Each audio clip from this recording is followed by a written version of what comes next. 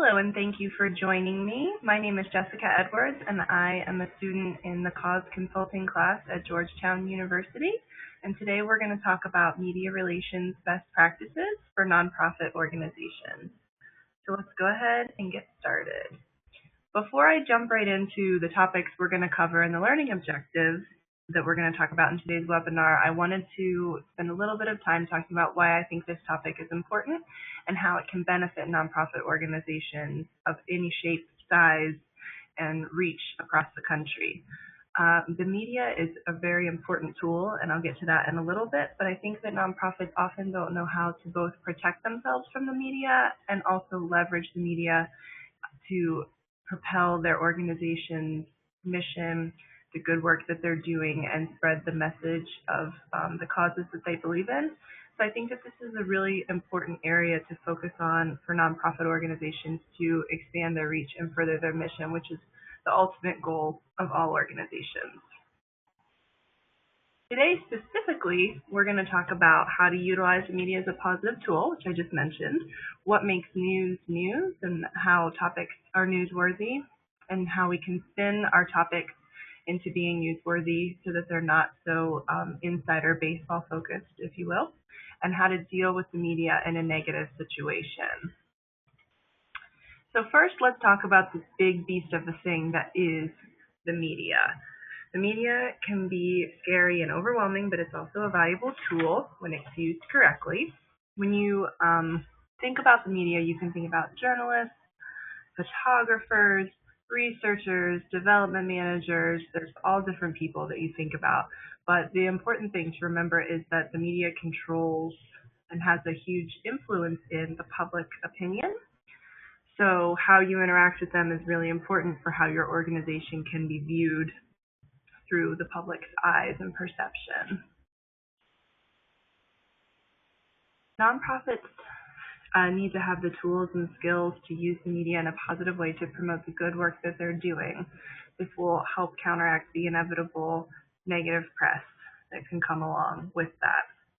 A really good example of this that I wanted to talk about for just a little bit was last year in 2012, the organization Planned Parenthood lost nearly $700,000 of funding they were typically receiving on an annual basis from the Susan G. Komen Foundation.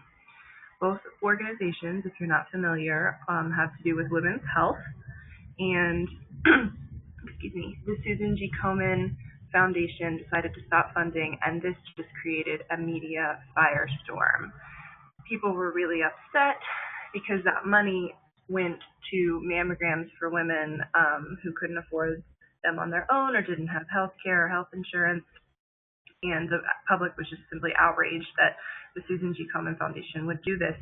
So it created a lot of negative attention and negative press for that organization. But on the flip side, it put Planned Parenthood in a positive light, which I don't know how familiar you are with the organization, but that's not always the case.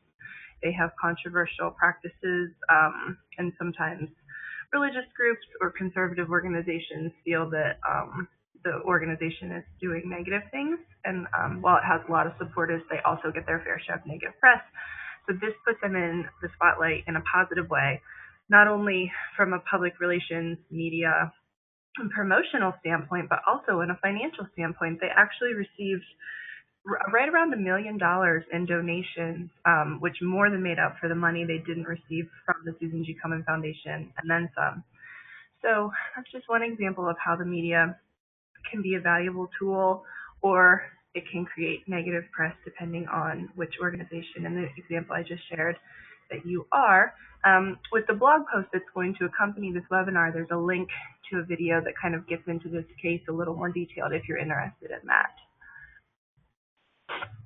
Moving right along, once you think about your message and what you want to tell the media so that you can craft what's out there about your organization, you have to ask yourself, so what? Who cares?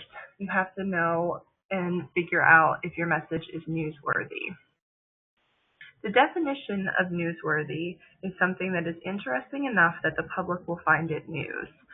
So, for example, if you work for a nonprofit who creates education curriculum for middle school girls in the DC area.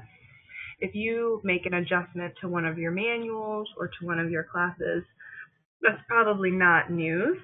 However, if you tweak that and say an improvement to your class has increased attendance by 20%, or you're sending X amount of students to college, things like that are newsworthy. So you can still incorporate the change or the improvement that you've made to your organization that's really personal to you, that you feel really invested in. That can still be part of the story. However, you have to increase it and enhance it for something that the public will feel that it's interesting enough for them as well. So I mentioned earlier, sometimes we in nonprofits get really in our own stories and start playing inside baseball, and we get really fixated on topics that are really important to our day-to-day lives, but probably aren't as important or as notable to the general public. So that's just something to keep in mind when you're crafting your story. The last bullet on this page, what tools do you have in your toolbox to tell a newsworthy story? I'm going to get to the toolbox in a little bit, but it plays back into the example that I talked about earlier with the negative and positive press. Today we're going to talk about some tools for your media relations best practices so that you can be ready for both good and bad situations. So moving right along, now what? You figured out how to deal with the media. You figured out what your story is, how you're going to pitch it. What's next? Now you have to tell the story and shape the story. Like we talked about earlier, you can find a newsworthy angle within internal stories. The delivery of your message can really vary depending on what type of media you're using. You can work off of a traditional media list and you can cold call reporters. You can tweet. You can use other social media platforms. You can use photographs via Instagram, or you can do a Facebook post. You can send out a blast email of a press release. There's a variety of different ways that you can pitch your story, but the most important thing when you're pitching your story to remember is to keep it short, concise, and to the point, and think about what the reporter or the news contact wants to hear about. It's less what you want to say and more about what they want to cover, and you just have to work with your message to kind of craft it so that it meets both of your best interests. So here's the toolbox that I touched on earlier.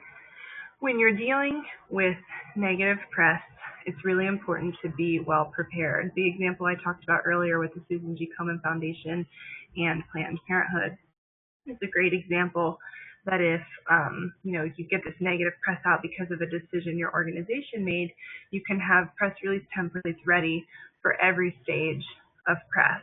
So you can have one that says, we apologize for this decision. This is why we made the decision to stop funding Planned Parenthood. Here's who you can talk to about more information. Or in some other cases, there may be a situation where there's charges or allegations against your organization, and you may not even know what's going on or if they're true. You may be internally looking into it just as much as the media is. So it's still important to put a message out there saying, we don't know what's going on. We'll let you know as soon as we do. It's better to say that than to say nothing at all, because saying nothing makes you look guilty even if you're not. So it's really important to have something in place to talk to the press in a negative situation. The next step or thing to do is to announce your stance. So after you've figured out if the allegations are true, let's say, you can say, we are so sorry about this mistake. These are all the steps we're doing to fix it. Or you can say, this allegation was not in fact true. Here's all the facts proving otherwise.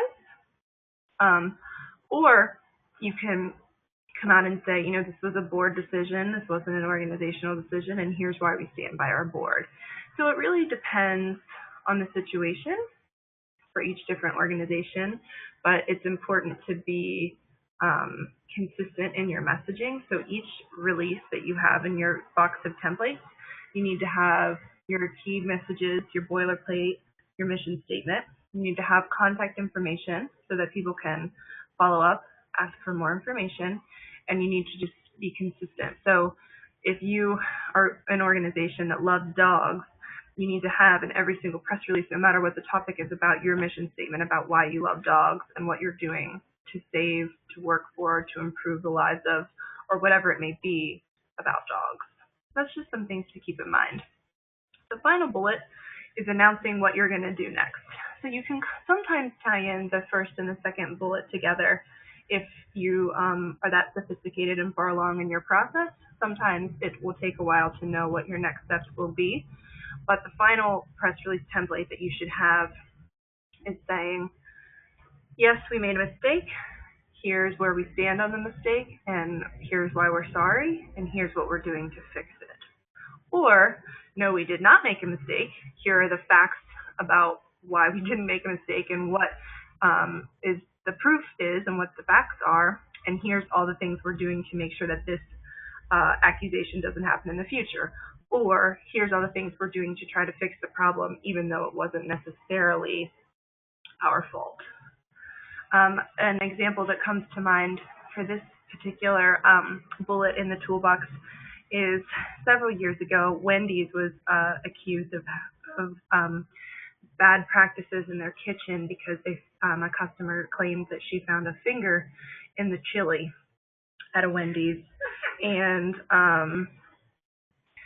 so she had to, they had to look into it. They had to talk about what the practices were. They thought they knew it wasn't in their kitchen, and it turned out that the woman had actually placed that there, but it was still bad publicity for Wendy's. So regardless of what the true outcome was, they still had negative press to deal with.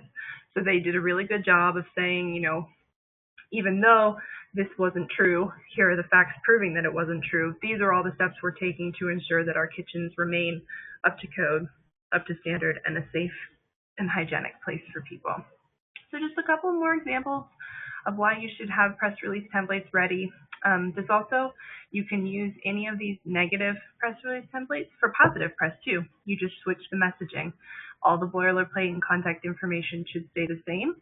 The steps in which you acknowledge things should also stay the same. It will just have a positive spin rather than deflecting negative attention. And this is what we just touched on. It's really helpful to have these templates regardless of if it's positive or negative, because you just switch the spin, and we all hope for positive because that's easier and certainly more fun to write. So let's do a little recapping if we can. Please remember these 3 key takeaways when you're talking to the press or the media. Answer the questions as best you can without saying something you may regret. Be clear, concise, and consistent in your message. Always come back to your organization's key message, takeaway, or call to action. I feel like I've been saying this throughout the whole thing, so I apologize to keep honing on this, but it's really important. And if you only take 3 things away from today's webinar, I hope that it's this. You just need to be consistent, be professional. There's no better way to lose credibility with the media than being inconsistent or being waffly. It makes you come off unpolished. It makes you come off inconsistent and untrustworthy, even if those things aren't true. Again, sometimes it doesn't matter what the facts are, just like the Wendy's example we talked about. It's what the public thinks, and a lot of the times the media paints that picture. So it's essential to be really crisp with your message, clear with your organization and your communications team, and really focused on what your call to action and takeaways are so that you're sending the same message across the board, regardless of what that message is. So to wrap things up, the media can be a valuable tool if it's used correctly. Making plans ahead of time will save your organization time in the long run. Be clear, concise, and consistent with every communication distributed. So as we talked about, the templates in your toolbox can be customizable. They can be used for positive or negative press, and they can be a really valuable tool to help you and save you time when you're in a time of crisis or if things are happening really fast in a positive way. I hope that this webinar was helpful to you and that you found it useful. This should serve as a valuable tool about how to utilize the media in a positive tool, how to deal with the media in a negative way, and how to clearly identify your message about what's newsworthy and how to craft that. So if you have any questions or would like any additional information, please let me know. My contact information is up on the screen. And as I mentioned, my blog post has an accompanying video that goes into a little more detail about the Susan G. Komen Planned Parenthood case if you're interested in that. So thank you so much and have a great rest of your day.